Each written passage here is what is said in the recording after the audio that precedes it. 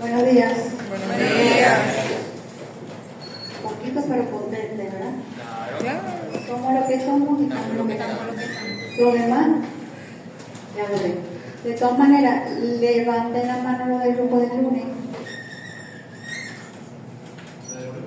Del lunes. Del lunes. Lo del grupo del martes. Lo del miércoles. 1, 2, 3, 4, 5, 6, 7, 8, 9, 10. Y los del jueves. Un poquito más.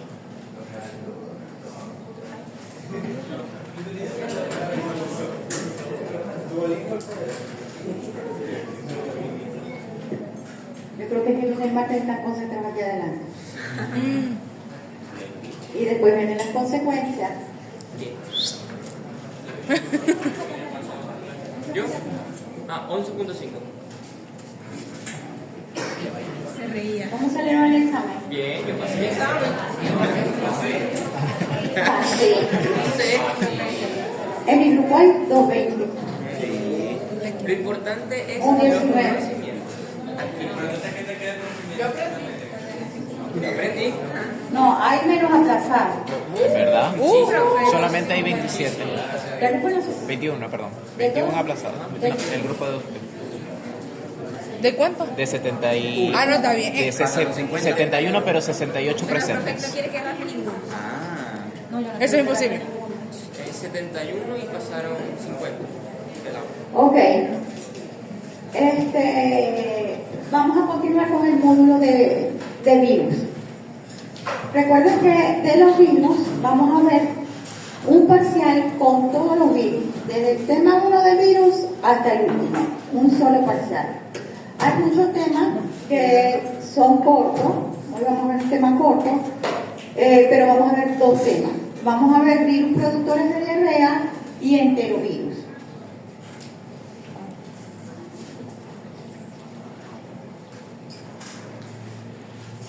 El tema del virus generalmente es más fácil porque muchos de los virus ya ustedes lo conocen. Ustedes han escuchado hablar de dengue, de zika, fiebre amarilla, los virus diarreicos, polio, mononucleosis. Entonces es más fácil a la hora de aprenderse el nombre del virus porque la mayoría de los virus producen esa misma enfermedad.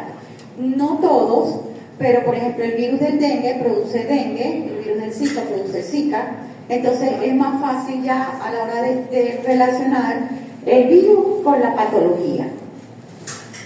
Vamos a ver hoy lo que son virus causantes de diarrea. Si son virus causantes de diarrea, obviamente todo lo que vamos a describir van a producir síndrome diarreico. Y todo lo que vamos a describir se van a contagiar de manera oral fecal, es decir, a través de agua y alimentos contaminados. Aunque existen hipótesis de que algunos se pueden contagiar por vía inhalatoria. Pero estos virus, su mecanismo de contagio va a ser oral fecal. Recuerden que cuando estudiamos los virus, el primer tema, les dijeron que los virus podían ser su estructura genética de ADN o de ARN. Eso se lo tienen que aprender porque tienen que saber, generalmente los virus de ARN se replican, multiplican ¿dónde? En el citoplasma. Y los virus de ADN se multiplican en el núcleo. Entonces, la mayoría de los virus de ADN son virus oncogénicos, es decir, producen cáncer porque se van a multiplicar dentro del núcleo.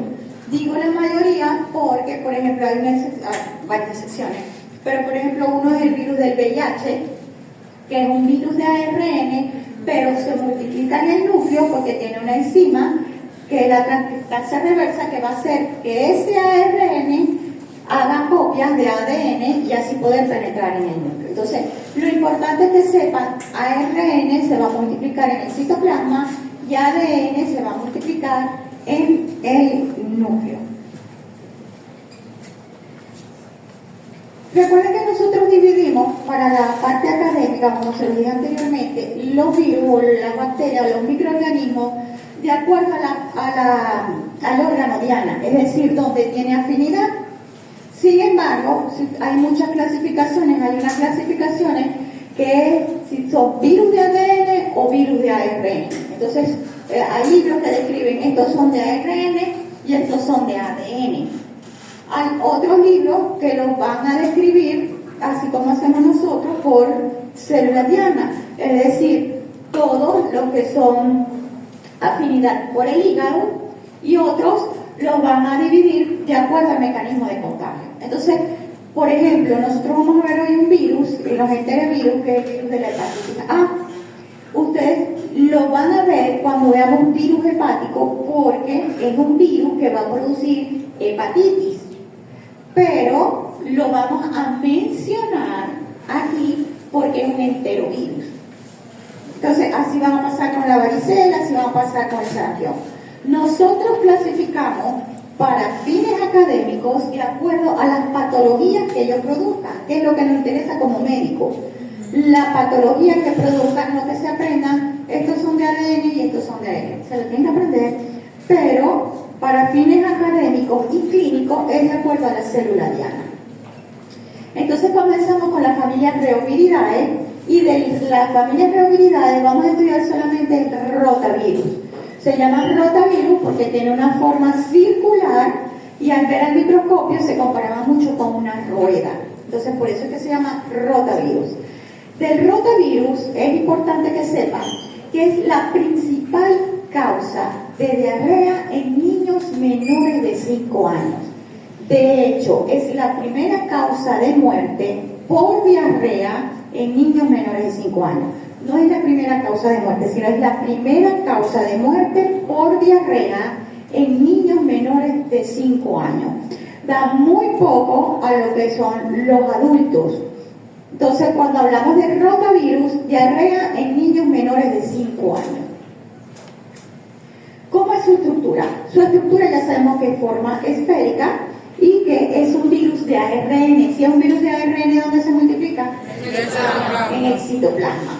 Entonces va a estar formado por unas proteínas estructurales. Recuerden que cuando nosotros dijimos virus, yo no sé si Liliana les dio, pero hay un lema que dice: el virus es una mala noticia envuelto en proteínas. Porque muchas veces decimos, ay, tiene la virosis, ay, que tiene un VIH es una virosis, o no, él tiene una hepatitis B, pero tiene la virosis. Entonces, a la bacteria, ustedes le dan el antibiótico y la matan, el virus no. El virus va a depender mucho del sistema inmunológico del paciente. Tenemos medicamentos que son retrovirales, que los van a ver ahí, que lo que van es actuar en el momento de la replicación o multiplicación del virus. Es decir, si este virus entra a la célula, comienza a replicarse. Si nosotros le damos retrovirales, vamos a eliminar esa multiplicación, pero ya el virus está dentro y ya el virus va a terminar su ciclo hasta ser liberado. ¿Qué pasa? Si nosotros le damos retrovirales y se va a eliminar la multiplicación, las manifestaciones clínicas son menores. Si cuando ustedes tienen herpes labial, toman el aciclovir, se echan la cremita y disminuyen las vesículas, pero no es que se elimina el virus continúa allí con ustedes. Entonces, esa es la diferencia, por eso decimos que es una mala noticia envuelta en proteínas, porque ellos están recubiertos de proteínas. En este caso, sabemos que son virus de ARN que tienen proteínas estructurales y proteínas no estructurales. De las proteínas estructurales, las que podemos decir que la BP4, que es la que está por fuera rodeando el virus, es la que va a permitir que este virus se pegue al enterocito, porque sabemos que la célula diana es el enterocito, porque se va a producir diarrea, es a nivel intestinal, se va a dividir a nivel intestinal. Entonces, la BP4, que es una proteína estructural, es la que va a permitir que el virus se adhiere al enterocito. Otra proteína que es importante que se aprenda es la BP7. ¿Por qué? Porque en la BP7, que es esta que está aquí, Esta proteína es la que va a actuar con la formación de anticuerpos y es allí donde se va, cuando se le coloca la vacuna al paciente, es allí donde la vacuna va a hacer su efecto. Entonces, cuando hablamos de la BP7, es la que va a dar la respuesta tanto de anticuerpos innatos como a través de la vacuna. Entonces, de estas proteínas estructurales, la BP4 y la BP7. Cuando hablamos de las demás, son las que están rodeando, estas son las cadenas de ARN y estas son las que van a rodear las moléculas de ARN. Entonces, de las proteínas estructurales, ojo, BP4, porque es la que permite que se adhiera al enterocito, y la BP7, que es donde actúan y hay formación de anticuerpos y es donde actúa la vacuna. Cuando hablamos de proteínas no estructurales, porque no están en la estructura del virus, vamos a ver que hay de la NSP1 a la NSP6. Y esta se va a dividir en las diferentes especies que van de la A la J. Ahorita vamos a ver qué hace cada una de estas. De estas, la más importante, porque todas estas van a actuar igual que las estructurales, que si van a hacer que se proteja el ARN, que se va a hacer, que es la que va a permitir la regulación para la multiplicación del virus. Pero a mí me importa que ustedes se aprendan lo de la parte clínica. Entonces, de las no estructurales, la NSP4 es la más importante porque es la que se llama el veneno del virus, porque es la enterotoxina que va a producir el síndrome diarreico. Entonces, de las no estructurales, la NS4 es la que va a producir la enterotoxina viral. La NSP1 y la NSP3 van a actuar como control del huésped. La 1 evade la defensa del huésped, es decir, el sistema inmunológico, y la 3 va a detener la síntesis proteica. La 2 y la 5 van a actuar en la replicación y ensamblaje, y la 6 en la regulación del ARN. En la patogenia, por eso les digo, la más importante en la parte clínica es la NSP4, que es proteína no estructural, porque es la encargada de producir el síndrome diarreico. Ya sabemos que el mecanismo de contacto es oral fecal, también se habla de fomite contaminado, y como les dije al principio, este virus se habla de que se puede contagiar de vía inhalatoria. De hecho, también hay hipótesis que describen que cuando se coloca la vacuna y el bebé evacúa, uno abre el pañal y las personas que están alrededor, cerca, al inhalar, si el bebé está vacunado, puede inhalar la vacuna también. Hipótesis. Ok, entonces, ¿cómo se produce? Ya sabemos que las manifestaciones clínicas, dolor abdominal, fiebre, malestar general, vómito, pero lo más importante es la diarrea. Diarrea sin sangre, que puede tener dos mecanismos, una osmótica debido a la mala absorción, y la diarrea secretoria por la NSP4, que es la enterotoxina. ¿Qué es la NSP4 enterotoxina? Una proteína no estructural. Entonces, ojo, NSP4 es la que produce el síndrome diarreico. La inmunidad frente a la infección se requiere principalmente por IgA, inmunoglobulina A. Recuerden que se adquiere a través de la leche materna, es decir, que tanto en el calostro como en la leche materna podemos transmitirle al bebé anticuerpos contra este virus. Ya habíamos mencionado que BP7 y BP4 proteínas estructurales, que la función del BP4 es que pegarse a la célula, al enterocito, la célula huésped, ¿Y la BP7?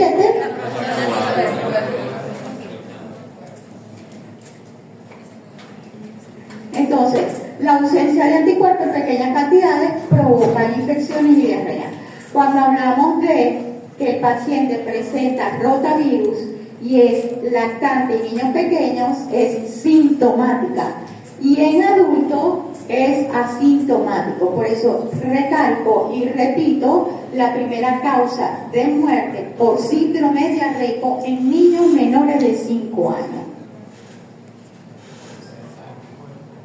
¿Cómo hacemos los diagnósticos laboratorios? Los diagnósticos laboratorios generalmente son pruebas serológicas y pruebas moleculares. Yo me imagino que Liliana les habló de lo que son las pruebas serológicas y las pruebas moleculares, ¿no?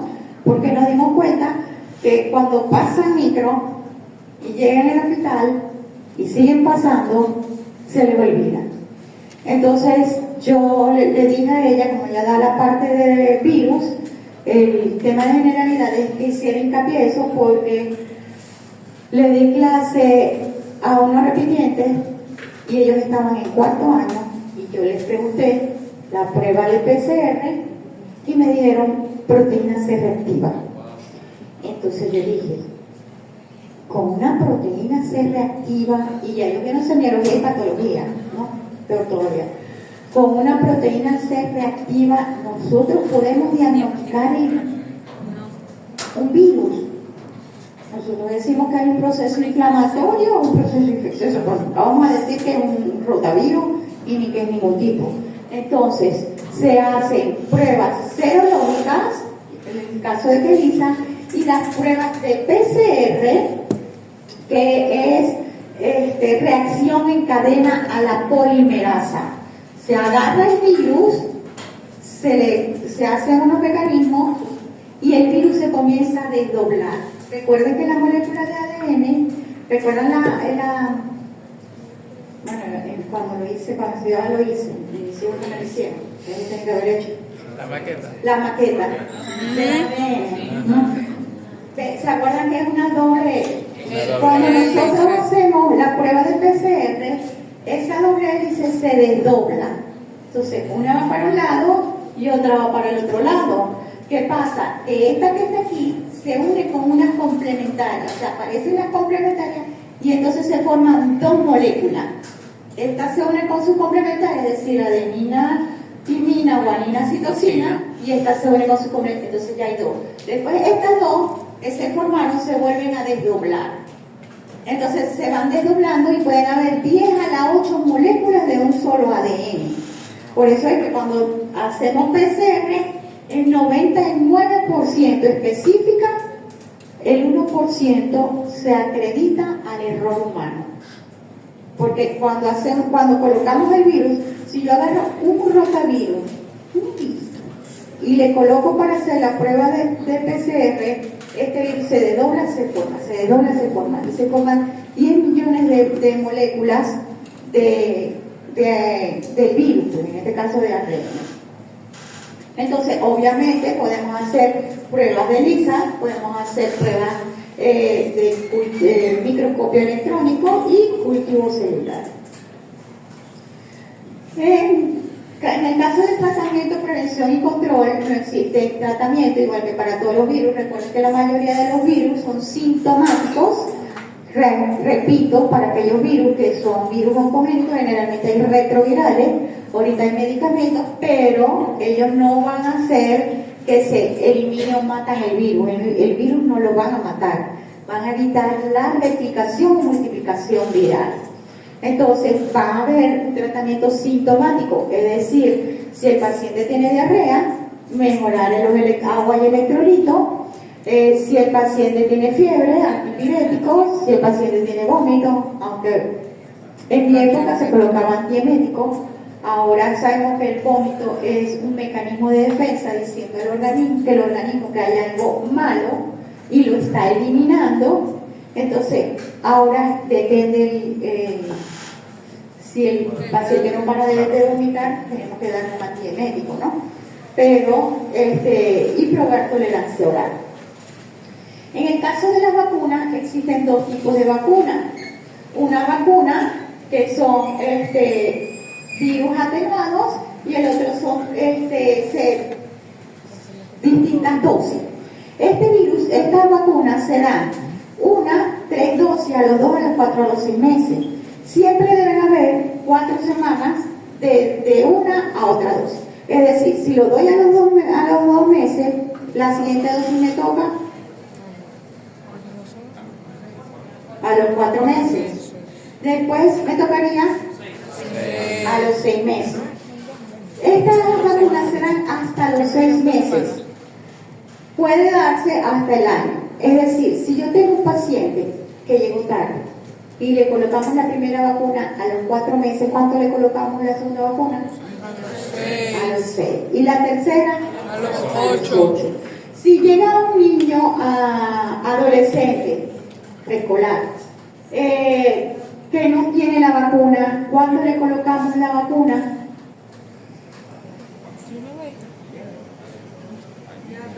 Si llega a los 10 años. A los 10. Dicen meses de edad.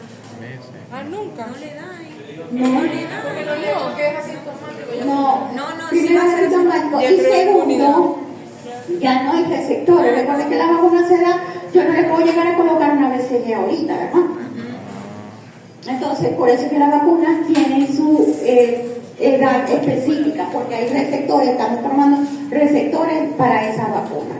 Entonces, tenemos 2 tipos de vacunas, que son la vacuna que son 3 dosis, esta es la que tenemos aquí, la de 2, 4 y 6 meses, y la otra vacuna que son 2 y 4 meses. Ustedes, yo generalmente les explico lo de los virus vivos atenuados o virus muertos atenuados, virus inactivos, pero ya ustedes vieron ninguno de los 10, me lo pueden explicar ustedes a mí, ¿verdad? Lo explico en la primera rotación. ¿Qué profe? Que son virus vivos atenuados. Yo lo explico siempre en la primera rotación, ya la segunda ustedes lo tienen que explicar a mí. Los vivos atenuados no son que son virus vivos pero están inactivos. Ajá. Cuando hablamos de atenuados, porque nosotros si nosotros colocamos virus vivo del rotavirus, le estamos dando el rotavirus. Para eso se lo pegamos. Entonces, virus atenuados, vivos atenuados, son virus que están inactivos. Entonces, cuando llega el virus de verdad, él dice, yo te reconozco, yo me acuerdo haberte visto y voy a formar mis anticuerpos, porque te reconozco. Si yo doy vivo completo, le estoy dando la enfermedad. Claro. Le estoy dando la enfermedad. Entonces, cuando son atenuados, y esos son las vacunas, son virus atenuados que cuando el paciente está en contacto con el virus de verdad, entonces lo reconoce y comienza a formar anticuerpos porque lo está reconociendo. Por eso hay que vacunas que a muchas personas o a muchos niños le da lo que llaman reacción. Ustedes le colocan la vacuna, le dio fiebre, le dio malestar, y el mismo síntoma que da la vacuna. Ok, vamos con otro grupo de virus. Entonces, ya sabemos las características. Si hablamos del rotavirus, ¿cuál es el mecanismo de contagio? Oral fecal, Oral otra vez fecal. COVID. ¿Qué es lo que produce? Síndrome diarreico. Es un virus de su estructura genética, es que ARN. Cuando decimos que produce proteínas estructurales, ¿cuál es las más importantes? BP4, que hace que es la que permite que el virus se pegue, y la BP7 para los anticuerpos, igual que con las vacunas, pues ahí se va a formar. Cuando hablamos de proteínas no estructurales, ¿cómo se produce la patogenia de la diarrea? NS4. O sea, que ahorita se lo pregunté así, pero después lo pensé y dije, si se lo pregunto como generalmente le pregunto el examen, ¿por qué mecanismo se produce la diarrea en rotavirus? Por la enterotoxina NS4. Porque así en realidad te lo pregunto. Ya no, porque yo sé. No, mentira. Todo lo que les digo que les pregunto, eso. Sí. Eso. Les pregunté, en los que vieron el taller conmigo, le dije lo de la triada en sífilis congénita y salió. Todo lo que les dije que yo saliese. Porque trato de recalcar lo más importante, que es la parte clínica. Ok. ¿Qué dijimos? ¿Qué es característico del rotavirus? En la parte clínica. La causa de muerte. Muerte por diarrea, muerte por diarrea. Va a producir diarrea en niños menores de 5 años. Diarrea, todos los que tienen rotavirus se mueren, ¿no? Diarrea en niños menores de 5 años. Cuando hablamos de calicivirus generalmente da síndrome diarreico en adultos, en niños jóvenes y adultos. Entonces es como que la equivalencia, ¿no? Entonces pertenece a la familia Caliciviridae, del género el que va más común es el norovirus. Son virus de ARN sumamente resistentes. Entonces cuando hablamos en líneas generales de estos virus, decimos que los virus productores de diarrea, hay uno que no, pero la mayoría, todos los demás son virus de ARN. Va a producir patologías similares y tiene una mejoría en 2 semanas y se disemina de 3 a 4 días. Se van a producir anticuerpos persistentes que da una reinfección, una protección contra una reinfección. El periodo de incubación es de 10 a 51 horas, inicio abrupto con vómito y diarrea, es poco común coexistencia con virus, síntomas respiratorios. Ahorita hacemos hincapié porque estamos hablando de síndrome respiratorio en estos virus diarreicos, y hay una duración de 1 a 2 días. Son comunes en donde hay comunidades. Fíjense que les dije que el que producía de estos calicivirus, el que produce con mayor frecuencia, es el norovirus, que se ve en cruceros hospitalarios. Es más común, pero, ojo, en la parte epidemiológica, en niños mayores y adultos. Y el mecanismo de contagio oral fecal. Entonces, recordamos rotavirus, oral fecal, calicivirus, oral fecal, rotavirus, niños menores de 5 años, calicivirus, Niños mayores y adultos. los dos van a producir síndrome de diarrea. El diagnóstico es igual, hacemos pruebas serológicas, pruebas de ELISA, y las pruebas moleculares, reacción en cadena a la polimerasa. Igual que el rotavirus, el tratamiento es sintomático, control de ingesta y excreta. En este caso, calicivirus, no hay vacuna. El otro virus que vamos a estudiar es el astrovirus. Vamos a estudiar adenovirus y astrovirus. Les voy a mencionar aquí el adenovirus, después lo voy a hablar. El adenovirus produce síndrome diarreico, pero también produce enfermedades respiratorias. Por eso lo recalcamos. Ustedes saben que hay pacientes que dicen, tengo gripe y diarrea. ¿Me dieron 2 virus? No. Puede ser que sí, puede ser que no. Puede ser que sea un solo virus. Porque hay virus diarreicos que están asociados con virus respiratorios. Uno de los casos es el adenovirus. Me imagino que ustedes ya vieron un virus respiratorio, tienen que haber al lado de adenovirus. Aquí simplemente lo vamos a mencionar. En relación de los astrovirus, son de ARN también, van a producir también diarrea en niños de edad escolar y en ancianos, pero son más estables a lo que es el ácido y el calor. Cuando hablamos de virus candidatos son aquellos virus que pueden llegar a producir síndrome diarreico, pero no es característico de ellos. Tenemos el coronavirus, recuerden que el coronavirus es un virus respiratorio, pero hay cepas que pueden llegar a producir síndrome diarreico. Además, hay pacientes que les dio diarrea y era coronavirus y no le dio virus respiratorio, patología respiratoria. Esto es similar a lo de que da, por ejemplo, puede ser que da una diarrea típica. Sí, lo que pasa es que, ¿qué pasa con, por ejemplo, con el coronavirus que ya se lo vieron?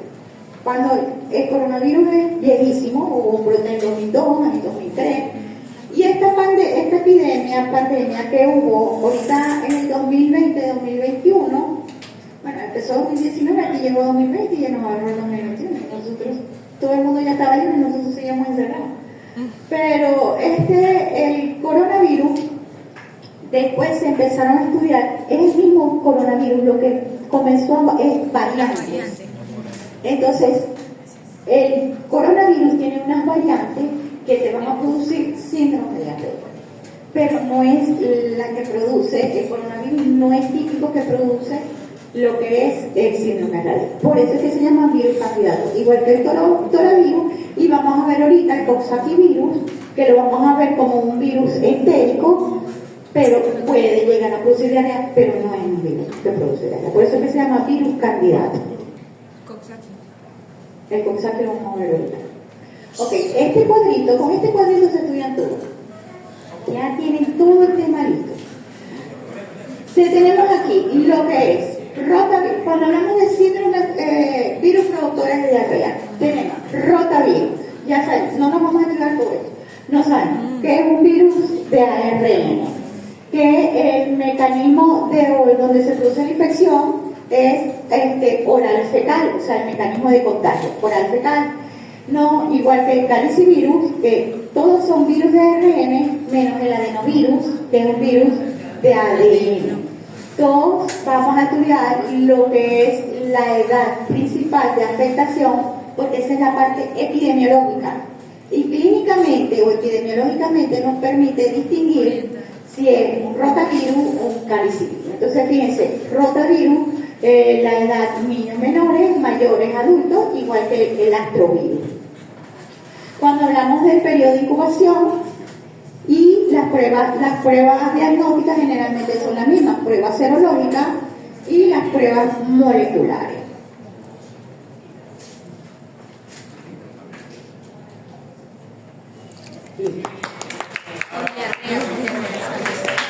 No tiene ciencia, ¿verdad? Facilito. Facilito. Profe, los periodos de incubación hay que aprendérselo Sí, los estrictamente. periodos de incubación son 40 veces. importantes en todos los microorganismos, en todo. Porque el virus, o sea, todo. ¿Por qué? Porque recuerden que el periodo de incubación es el momento en que, en este caso, los virus o el microorganismo entra en contacto con el huésped hasta cuando aparecen las primeras manifestaciones clínicas. Y recuerden que en el periodo de incubación es donde está la mayor cantidad de contagios.